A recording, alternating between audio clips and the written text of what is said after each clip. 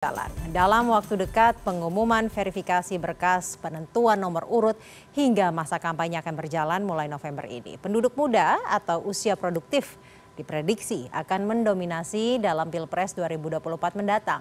Lalu, bagaimanakah kriteria capres dan cawapres bagi para pemilih muda?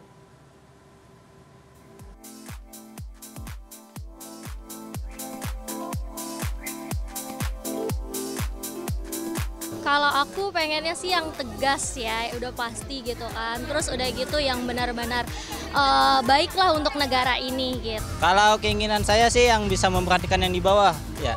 Ya salah satunya kayak saya kan sebagai karyawan di pabrik yang lebih memperhatikan lah sama tergantung sama ini undang-undang Omnibus Law. Pastinya yang bisa mengayomi rakyat karena Indonesia kan penduduknya sudah lebih dari 200 juta. Memang nggak mudah membawahi atau memimpin Indonesia ini, tapi diharapkan presiden atau wapresnya yang bisa berpihak kepada rakyat. Bagi kaum milenial adalah pastinya yang bisa menentukan masa depan Indonesia yang lebih baik, karena di sini sebenarnya banyak sih program-program yang telah dijalankan oleh pemerintah, tapi tentunya kita membutuhkan kepastian dan ketegasan dari pemerintah untuk bisa membawa Indonesia yang lebih baik.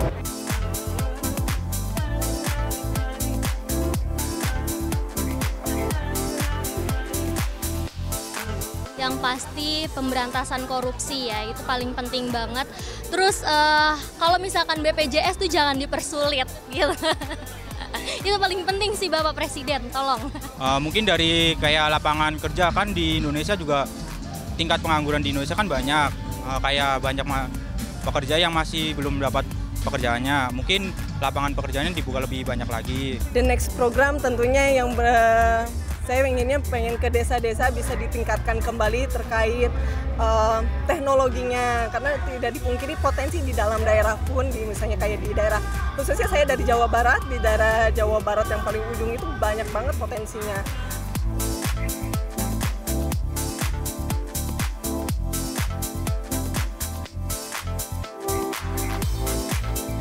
Aja nggak boleh golput ya, benar-benar nggak boleh, karena suara dari kalian semua menentukan siapa calon presiden kita nanti ke depannya. Itu sih hak kita ya, kalau mau golput mau enggak. Misalnya golput ya mungkin kriteria kita nggak ada di situ ya, di calon-calon yang berikutnya. Saya pikir itu yang paling penting ya, jangan sampai golput, karena kita memilih pemimpin yang akan membawa kita ke depan. 5 tahun ke depan itu adalah waktu yang cukup panjang, yang mana itu bisa kalau kita milih pemimpin yang bisa memberikan kesejahteraan kepada kita dan memberikan membawa Indonesia ini bisa jadi lebih maju, lebih sejahtera lagi, baik di dalam negeri maupun di luar negeri. Anak muda tuh menentukan masa depan, jadi tolong please jangan golput, buat Indonesia yang lebih baik, lebih maju, dan kita bisa bersaing dengan dunia internasional. Jumlah pemilih milenial dan Gen Z lebih dari 50%, tidak heran suara mereka kemudian menjadi rebutan para kontestan di pemilu 2024, para capres-cawapres, kemudian partai politik dan juga caleg-calegnya. Kita akan bahas lebih dalam mengenai pemilih muda dan juga pemilu bersama dengan Suryanto dari cnnindonesia.com. Selamat malam Mas Suri. Selamat malam Caca. Mas Suri, suara generasi muda udah pastilah jadi rebutan, karena dalam DPT yang ada di KPU ini juga jumlahnya milenial dan Gen Z lebih dari 50%. Nah, gaya komunikasi para capres, wapres, partai, calegnya sekarang begitu mengikuti pasar kalau kita mengikuti dari sosial media. Apa yang harus menjadi catatan bagi mereka yang ikut berkontestasi agar nanti kampanyenya yang sudah resmi nggak sekedar gimmick, melainkan juga ada bobotnya, Mas? Ya, menarik ya akhir-akhir ini ketika kita ngomong soal politik, kita ngomongin anak-anak muda, para pemilih muda gitu loh kan. Apalagi sekarang memang momennya sangat pas pasca putusan MK yang sekarang masih jadi polemik terkait batas usia cawapres itu. Ditambah lagi sekarang memang isunya bahwa isu besarnya bahwa para pemilih muda di pemilu 2024 nanti itu memang mendominasi. Dalam catatan KPU itu kan memang ada sekitar 52% atau sekitar 106 juta pemilih muda di 2024 ini.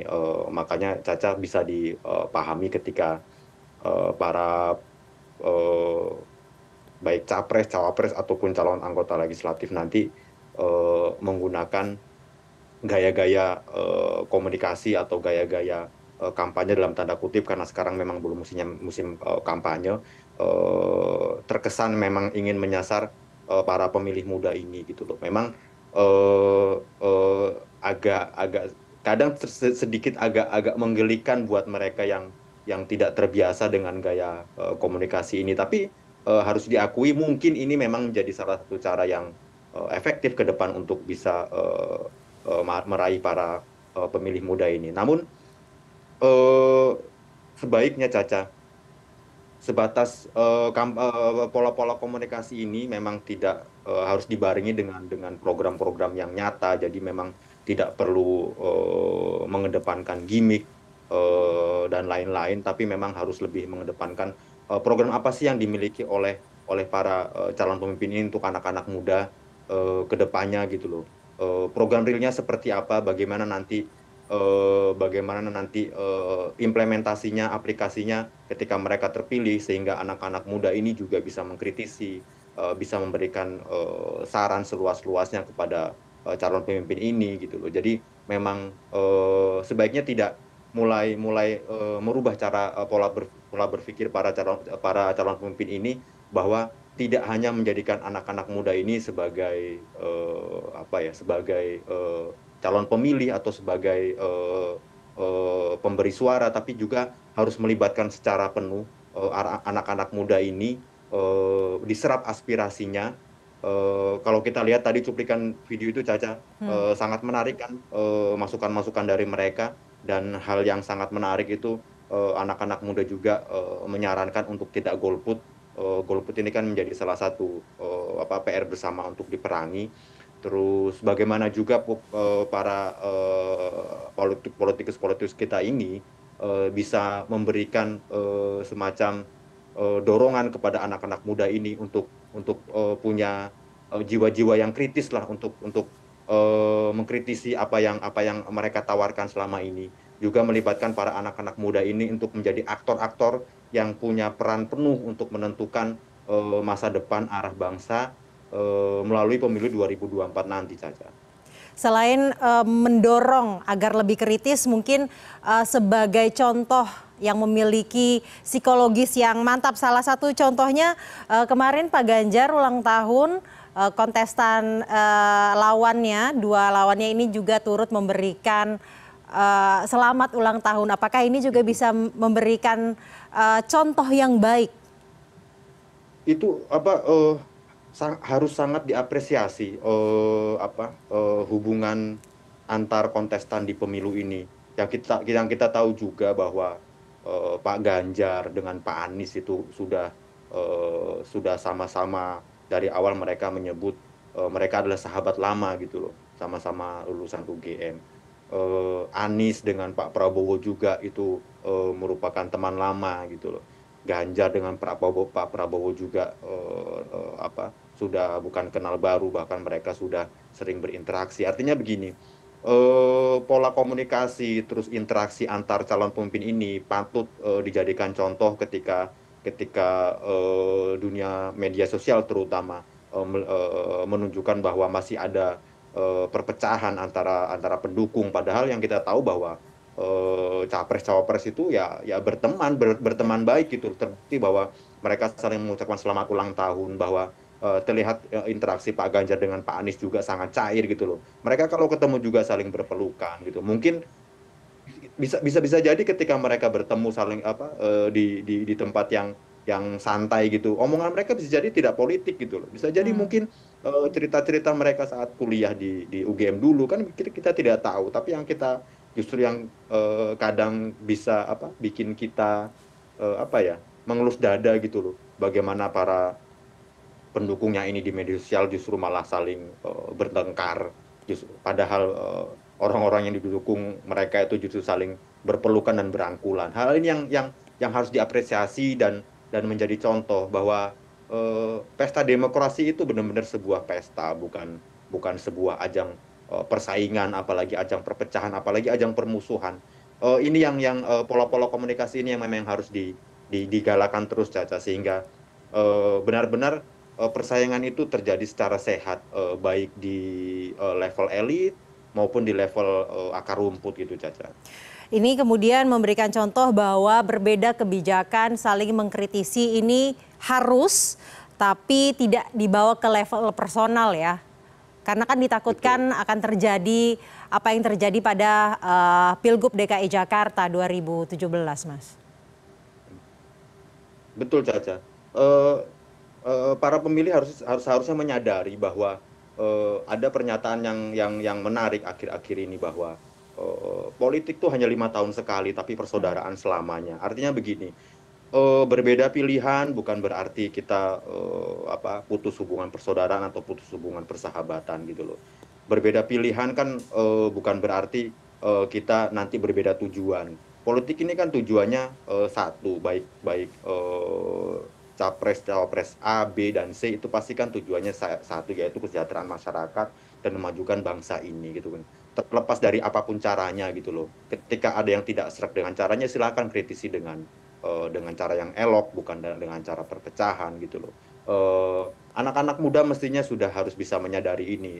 Yang lalu sudah biar berlalu. Ketika pemilu-pemilu yang lalu atau pilkada sebelumnya itu menimbulkan perpecahan dan sekarang mungkin masih terasa efeknya. Tapi bagaimana ke depan, pemilu itu sudah saatnya pemilu itu harus dirasakan sebagai harus dirasakan sebagai sesuatu yang teduh, bukan sebagai sesuatu yang aroma-aroma persaingan gitu loh. Karena ya esensi pemilu itu kan bukan persaingan, tapi pemilihan gitu loh. Pemilihan untuk memimpin, untuk mencari calon terbaik bangsa. Untuk apa kita saling gontok-gontokan padahal elit di atas itu juga saling bersahabat. Walaupun nanti salah satu calon menang kan nanti kan yang sudah kita rasakan di 2019. Bagaimana panasnya pemilu 2019 ketika sudah terpilih, Pak Jokowi sudah terpilih, dia dengan logowo menggandeng Pak Prabowo untuk menjadi salah satu anggota kabinetnya, dan Pak Prabowo juga saat itu mau dengan alasan buat apa terus terpecah belah gitu loh. Dan itu menjadi salah satu contoh baik bahwa ya pemilu itu hanya 5 tahun sekali gitu loh. Tapi ketika ada sebuah kesamaan paham, ada sebuah kesamaan visi untuk membangun bangsa, ya sudah gitu loh. Tidak perlu diperdebatkan lagi. Mas Suri, kita lihat memang gaya komunikasi hubungan antara Capres Prabowo, kemudian Ganjar dan juga Anies ini begitu cair, namun tidak bisa kita pungkiri bahwa suasana para elit ini begitu panas. Nah, bagaimana kemudian memastikan suasana panas ini tidak beresonansi ke pemilih muda, dan kadang-kadang kita tidak bisa juga memungkiri bahwa para elit ini menggunakan buzzer dan hoax dalam sosial media untuk memecah belah. Bagaimana juga memastikan ini tidak merasuki para pemilih muda? Saya pikir Caca, para pemilih muda kita ini sudah cerdas ya. Kita lihat dari gambaran video yang tadi awal diputar, bagaimana mereka menyampaikan harapan-harapan kepada para calon pemimpin, terus bagaimana mereka meminta kepada para pemilih untuk jangan golput dan datang ke TPS untuk memilih gitu loh. Saya yakin sudah banyak pemilih-pemilih pemuda kita yang sudah kritis, sudah bisa memilah-milah bagaimana narasi di media sosial itu diciptakan oleh para oleh para bot atau oleh para buzzer-buzzer itu gitu loh. Memang yang menjadi sebuah PR bersama bagaimana keterbukaan pola pikir, sikap-sikap kritis dari para pemuda ini harus semakin dibuat masif, sehingga melalui pendidikan politik menjadi PR bersama juga, terutama aktor-aktor politik di partai politik, bagaimana menciptakan pemilu ini menjadi lebih damai gitu loh, tidak membuat panas yang bisa malah merembet ke akar rumput. Bagaimana bila ada sebuah persoalan itu diselesaikan secara jalur dengan semestinya, tapi tidak diselesaikan dengan cara kekerasan. Hal yang paling ringan saja, Caca. Misalnya saat ini kan sedang ada debat terkait, ada polemik terkait putusan MK beberapa waktu lalu. Ya sudah, kita ikutin saja jalur yang ada melalui Majelis Kehormatan Mahkamah Konstitusi yang sekarang sedang membahas aduan-aduan ini. Kita tunggu saja. Jadi menjadi tanggung jawab elit-elit politik juga bagaimana memberikan pendidikan politik bagi akar rumput, bagi para pemilih muda dan anak-anak muda ini untuk bisa menyikapi semuanya dengan kepala dingin. Pemilih muda yang sudah jauh lebih cerdas, kemudian berani untuk mengutarakan kritiknya. Dan juga kalau kita lihat dari data angka golput hingga 2019 ini turun tajam, diharapkan nanti 2024 juga turun lagi. Terakhir Mas Suri, apakah ini indikator-indikator ini sebenarnya merupakan indikator demokrasi Indonesia sebenarnya dalam jalan yang sudah tepat, right on the track? Mungkin bisa jadi itu, Caca, tapi kita harus berkaca lagi bahwa kalau saya boleh kutip data Kontras di awal hingga pertengahan tahun ini, Kontras itu mencatat masih ada 967 orang yang ditangkap akibat menyuarakan haknya di ruang publik. Ini tentu masih menjadi PR bersama, Caca. Ada 183 kasus terkait pelanggaran hak kebebasan dan berpendapat. Ini menjadi catatan bersama bagaimana kebebasan berpendapat harus lebih ditingkatkan. Terus bagaimana debat-debat di media sosial, bagaimana debat-debat di dunia maya dan dunia nyata itu menjadi lebih sehat dan tidak bernuansa kebencian. Debat dengan tema-tema yang substantif, terus debat dengan membawa pola pikir yang lebih terbuka, tidak pola pikir tertutup, artinya membawa tema. Ketika sebuah tema didebatkan itu pola pikir awalnya bukan lagi pada calon saya benar dan calon lain salah gitu, tapi lebih pada apa yang menjadi masalah sekarang ini, ayo kita debatkan bersama sehingga menjadi sebuah kesamaan titik pandang yang harus disepakati bersama. Kebebasan berpendapat terutama di media sosial tentu masih menjadi catatan. Ini juga yang menjadi catatan bersama, menjadi sebuah PR bersama, bagaimana kita harus sama-sama dewasa berpikir ketika kita mengkritisi suatu hal terutama terkait dengan pemerintah. Kita tidak langsung dituding pro kelompok A, B atau C. Ketika kita mengkritik, kita dianggap buzzer kelompok tertentu.